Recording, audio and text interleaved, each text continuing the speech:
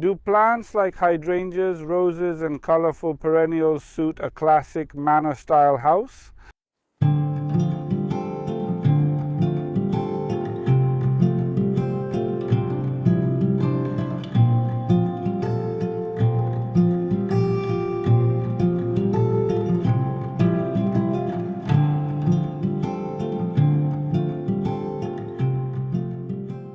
Good morning, my dear friends. We are in another garden as part of our Wow Garden 2026 tour. We are at Sylwia's, whose dream has always been to create a garden by a classic Manor-style house. Did she succeed? You will see that later in the video. And if you want to learn more about Sylwia's story, of course, I encourage you to subscribe to our channel, turn on the notification bell, and be sure to let us know if you like this Manor-style vibe. And write in the comments which plant you think fits best in the gardens of a Manor-style house like this. My dear friends, let's welcome them. Hi Sylwia, hi Kuba. I'd like you to tell us about your dream, the dream of having a garden by a Manor-style house. Will you tell us about it? Sure. Let's go. Please come in.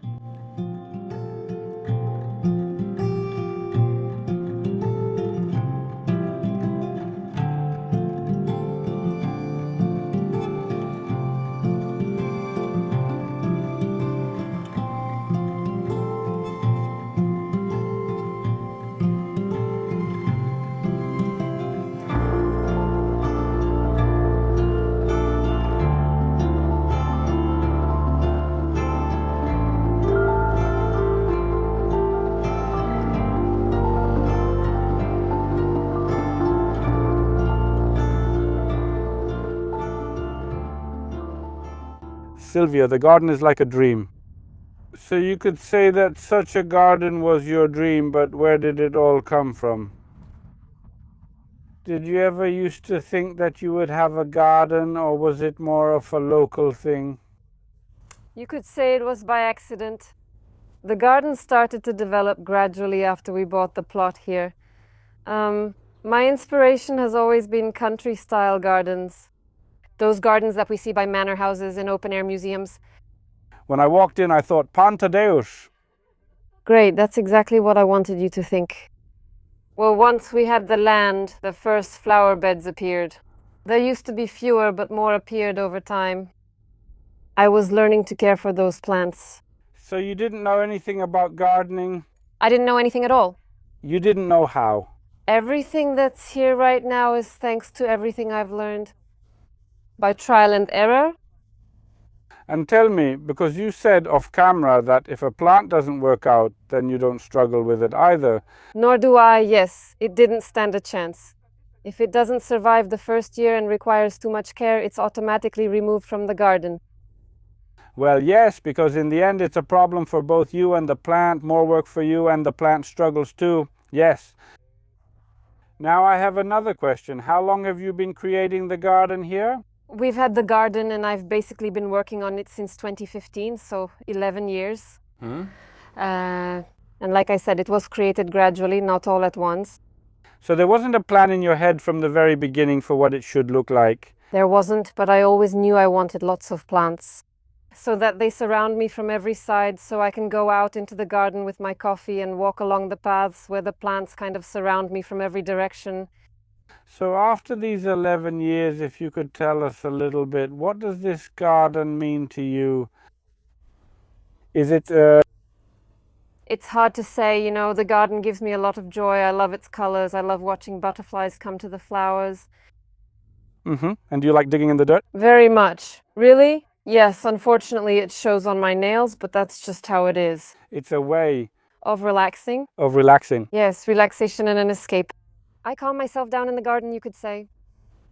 So it's true, as scientists claim, that working with soil really does calm you down, relax you, lower your cortisol levels, and all of that is true. That's right, I can confirm that. Many people say that they would like to work more in their garden, that they don't spend enough time on it. So I'd like to ask you, how much time do you actually spend in the garden during the season when you work there? And is it enough or too little? It's probably always too little. I spend every afternoon in the garden when the weather allows. Because when it gets really hot, the ground becomes hard and I can't do anything in the garden at all and it's not enjoyable anymore. But yes, if it's spring and the conditions are favorable, I spend every afternoon working in the garden. So that's still not enough? Yes. Okay. Because the garden is quite big. Yes. So do you work here alone? The garden is quite big, yes. The garden is 1,600 square meters. I work with plants, you could say that. I work by myself. And for the heavier work, my husband helps me and sometimes my dad. So men are the ones who do the heavier work, like mowing the lawn and so on, right? Yes. And one more question, because we're talking here about a dream garden, since this is, let's say, a place you've dreamed of. What about these flower beds in this rustic style matching a manor-style house? Is it possible, for example, to have square flower beds, or do you think that's not really appropriate? No, I think that here only a natural arrangement of plants works here. Anything that's measured out like squares or straight edges, I think just doesn't fit this style at all. A manor garden has a life of its own. The plants grow as if on their own. They need to be in a sort of controlled chaos, and then it just looks the most natural. And all those curves that appear here and there work really well. All right, now that we know your story, let's head into the garden. You'll tell us a bit about which plants you've used, what successes you've had, what failures, and maybe we'll give some advice to the viewers. Okay. We've come in front of your house to what's really the front garden, and here you can see what we were talking about. Lots of curves. That's right, and a lot of different plants. What kind of plants should be in a garden like this, and how many should there be? Tell me. How many? As many as possible. In a manor house, I think the idea is for the house to be surrounded by flowers, and that was my intention. There are all the curves, yes. All kinds of leaves too. Leaves of all kinds, yes.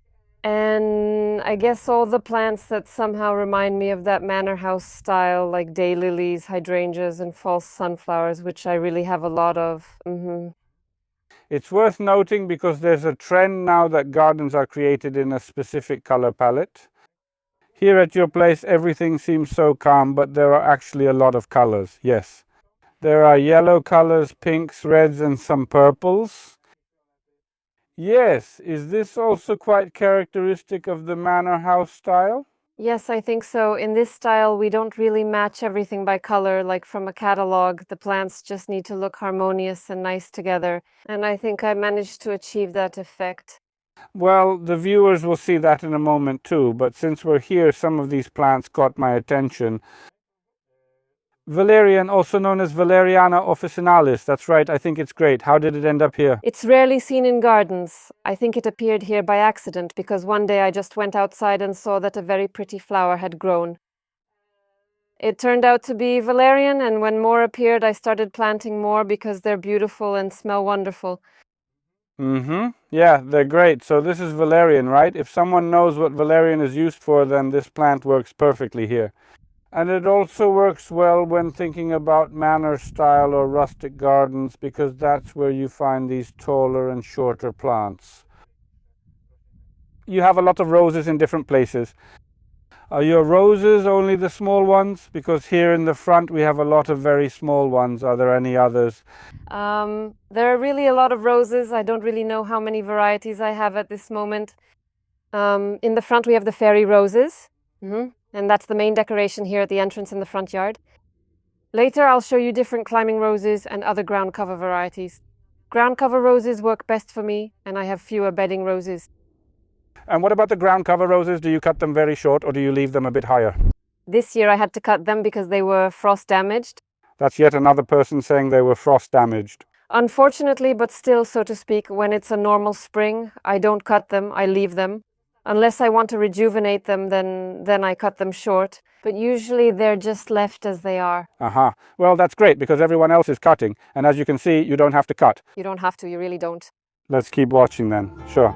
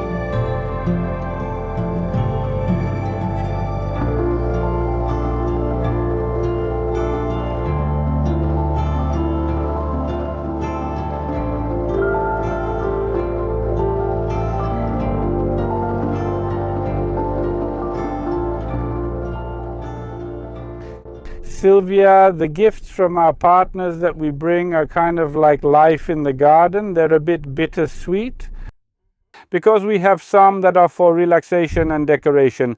And here I brought you this mini fire pit from Allegro. Great. You can use it to create a nice atmosphere.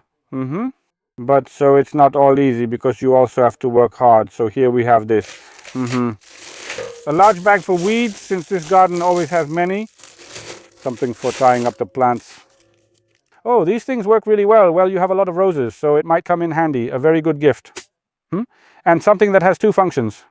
You can sit on it, and if you turn it over, it's for keeping your knees clean when you're weeding and putting the weeds into that big bag. It's good that there are handles, well, in case I can't get up anymore. They'll help, they're useful, so I get up and use them. Yeah. Exactly. So on Allegro, you can see a lot of these kinds of items for the garden, and that's why we brought them to you as a gift. Thank you very much. Very often there are some quite distinctive plants in gardens. Do you have one distinctive plant in your garden? Maybe not distinctive, but you could say it has a bit of sentimental value. We're right next to this willow tree. A willow tree unexpectedly showed up in my yard. One time I told my good neighbor that I dreamed of having a willow tree that would grow like an umbrella. I got the willow tree from my neighbor, making it a keepsake. But it's also worth mentioning that willows like that really remind me of the old Polish spirit. A willow tree at the manor house. Right? Yes, yes. That's also a good direction. But I have one more question, because under this willow there's a plant that's a nightmare for many. A nightmare. Everyone is afraid of it. Everyone is afraid of it. Well, it's beautiful because it's absolutely beautiful. It's marram grass. Yes. So it's a grass that's supposed to hold the dunes by the sea. No. So it spreads then? It spreads, but in a controlled way. Well, you have to plant it with an edging, and that's the way to keep it under control. So really, if you mow the grass, you just cut it down wherever it grows, right? If it spreads onto the lawn, it does. It doesn't bother us on the lawn, it's just mowed down. And here in the flower bed, it's protected by a lawn border and does really well. And it doesn't overgrow. That's great. So this is a solution for lime grass. I have a feeling that this might also be a good solution for mint, for example, that it will protect against mint spreading everywhere. Mint, yes? Exactly. Listen, when I was walking, Sylwia smiled a lot and said, well, that's a gift. So listen, gifts from our partners bring a huge smile to the faces of people participating in the Wow Garden project. Granulated horse manure, that will come in handy. Yeah, of course it will come in handy. But I also have lawn fertilizer, that will come in handy too. Of course. And if any pests show up, I also brought something for those pests, because you can fight them with natural methods, but sometimes it's just not possible anymore. So I hope they'll come in handy. They will. All the gifts will come in handy, everything. Of course. The place where we're standing is between these flower beds that jut out. For me, this is exactly how I imagine this style. But there's another feature of these flower beds that always appeals to me, which is this cascading arrangement. Tell me, do you do it that way too? Yes, because I know that's how you build them. What did it look like? I try to arrange them in layers so that the tall plants are in the back. I don't always stick to that pattern. Sometimes a plant in the middle grows taller, but I usually keep the back higher. The front was lower. Here in these flower beds, there are lots of different plants because we have roses and a large variety of perennials, different structures because we have lamb's ear, which has that woolly texture. But behind us, wait, we'll show you in a moment. There's one plant that also really reminds me of that kind of character. It's echinops. Echinops. And here's a question for the viewers right away. Do you have echinops in your gardens, and what are our globe thistles like? How do they behave in the garden? Step by step, how do they grow? Are they tall? In my experience, globe thistle is a trouble-free plant. It tolerates drought very well. That's probably its biggest advantage now. It grows tall. Another advantage is that it's very attractive to bees, so you can watch bees coming to it during flowering. That's great. I have it at my place too. I wanted to say because I wanted to plant it at the edge of the flower bed, but you really have to remember that its leaves dry out. Yes, it's best to find a spot for globe thistle in the back of the flower bed where you can't see its base because its lower leaves tend to turn yellow and dry out. The top looks good, but the bottom isn't visible. So it's just like with clematis, let's say. The base needs to be covered and the top will look nice.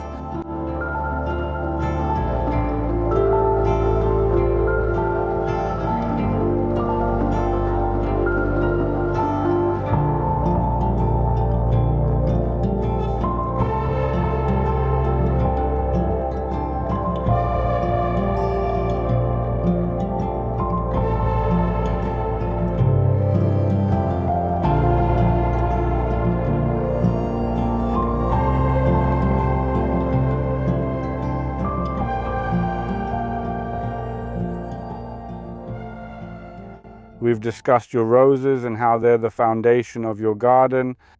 So I'd like you to tell our viewers, in your opinion, 2 roses that go really well together. Which ones are they? They're pretty much safe bets when it comes to roses. One is definitely the rose, the Defiri. So pink small. Very, very free flowering. Very free flowering. And it's a ground cover rose, so it will spread wide. I combined it in my flower bed with a rose called Alba Main Mindeland. They are similar in height, have similar flowers, except Alba is white and the Deferi is pink. They go together very nicely. Alba probably stands out a bit more with those big shoots, I think. Right? Yes, it stands out, it leans over a bit, but that creates a cascading effect, so it looks very romantic. If we put up some support, we could even say it's a semi-climbing rose, semi-climbing. Yes. Semi-climbing, yes, you can treat it that way. So if you really have a spot you want to cover, or maybe a little stand, then these 2 roses that Sylwia mentioned will handle it very well and will work beautifully. We can also add that they don't get sick at all. Really. And they don't get sick at all, which is great, because roses, especially the more cultivated varieties, are often a bit finicky, right? They don't get powdery mildew or black spot, nothing happens to them. So these 2 rose varieties are a 100% success.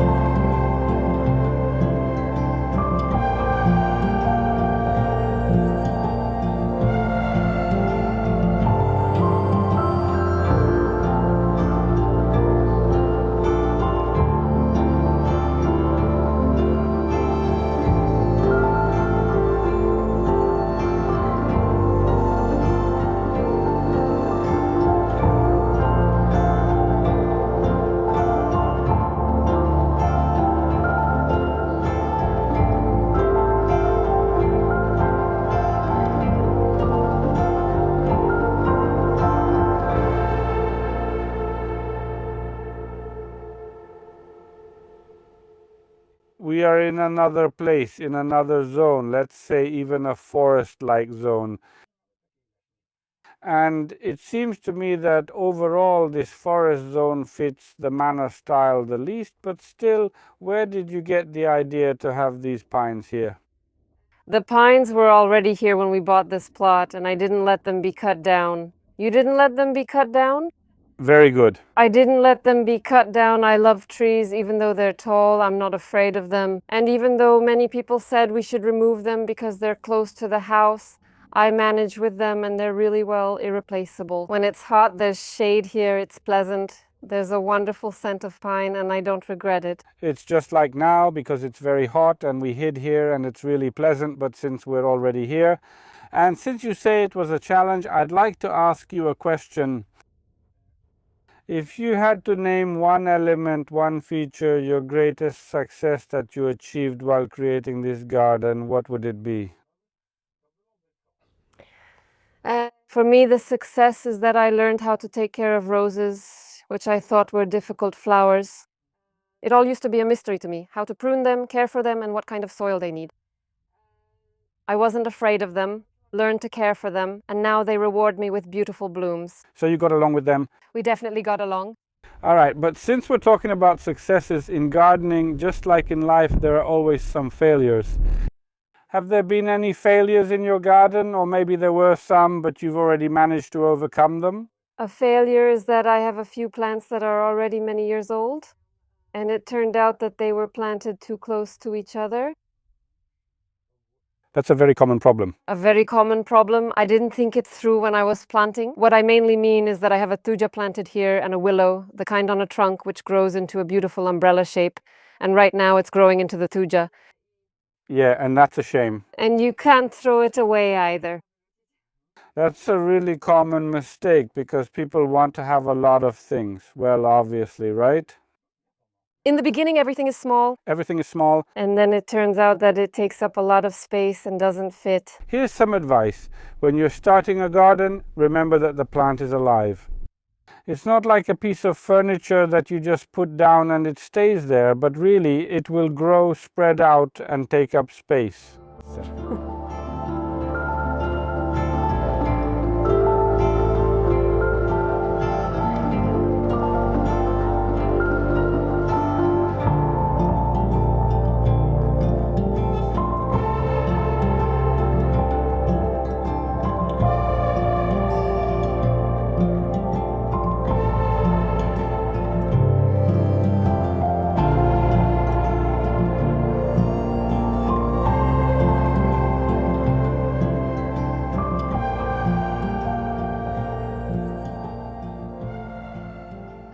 Does wood work well in a garden like yours?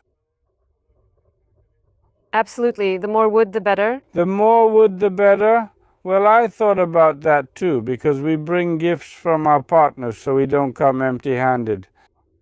So we brought you 3 flower pots from the company Jagram. These are boxes that you can arrange any way you like, which are great for separating off a part of the area, because here you can plant taller plants, but they also work well if you split them into 2+1, for example. As a main decorative feature, I won't ask where you'll put them, but we'll check if they've been arranged properly when we come next time.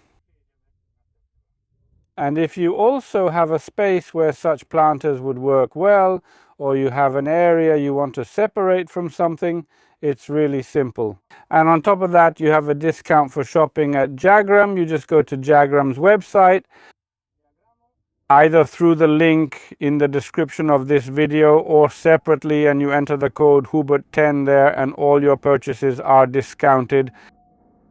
The last sequence is a series of quick questions and answers. To get to know the garden owners better this year, I decided to ask you these quick questions. Well, since women like colors, here's question number 1. If you had to choose one color to keep in your garden, which one would it be? Can I pick 2? No, you can only pick one. So which one would it be? The pink one. The pink one. All right, so 95 women say pink. Question number 2. If you had to choose again, would it be a clearing in the woods for your home and garden?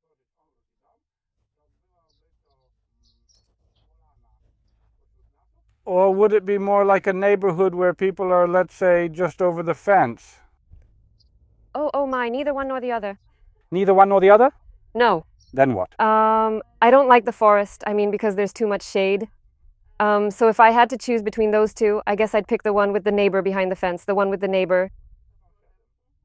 We're choosing one tree for your future garden. You can choose between a pine tree or a willow. Which one do you choose? A willow. A willow starting with its shape. So simple. I thought it would be difficult. You have a piece of land to develop and it has to be a lawn. Will it be a lawn with clover like microclover or a single species lawn? With microclover. I agree. It's nice when there's activity on that lawn. And bees come over too. Working in the garden. At sunrise or before sunset? Before sunset in the afternoon. In the afternoon. Better vibe. Better vibe, definitely. I have the impression that despite the high temperatures we're having now, the garden still looks fine for now. I also have the impression that when we come back next time in 2 months, it will look a bit different. And I hope that these heat waves won't make the plants give up. Oh. I hope so too. Thank you very much for showing us around. You told us about the design ideas that are your dream, that used to be your dream. And I encourage you all once again to comment, to write whether you liked Sylwia's garden. And does this manor house style resonate with you deep down?